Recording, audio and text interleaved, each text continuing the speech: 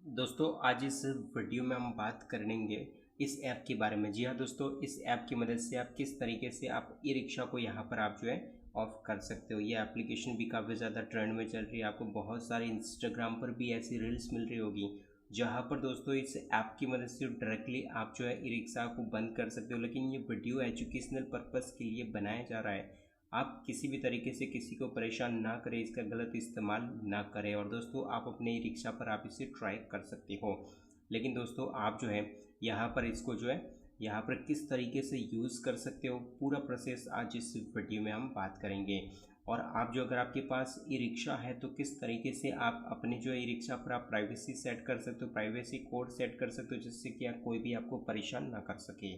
तो सबसे पहले प्ले स्टोर से इस ऐप को डाउनलोड करने के बाद इसे ओपन करेंगे और स्टेप बाय स्टेप पूरा प्रोसेस बताएंगे। सबसे पहले परमिशन को यहाँ से हम अलाउ करेंगे और दोस्तों ब्लूटूथ ऑन करके रखना है। इसके बाद आपके आसपास जितने भी रिक्शा होंगे वो यहाँ पर डिवाइस शो करेंगे और जिससे कनेक्ट करना उस पर क्लिक करके आप उसे यहाँ से कनेक्ट कर सकते हो। मेरे आसपास कोई भी यहाँ पर रिक्शा नहीं है, इसलिए यहाँ पर शो नहीं करा।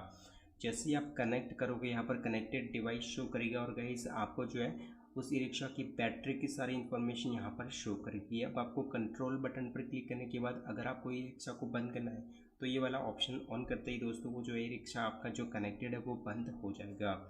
और उसके बाद दोस्तों यहाँ पर गाइस आप इस तरीके से ऑफ कर सकते हो। लेकिन दोस्तों बात करते हैं अगर आपका खुद का ई रिक्शा और अगर आप प्राइवेसी कोड सेट करना चाहते हो तो इसके लिए दोस्तों आपको जो है यहाँ पर गाइस आपको जो क्या करना होगा वो प्रोसेस भी बताएंगे।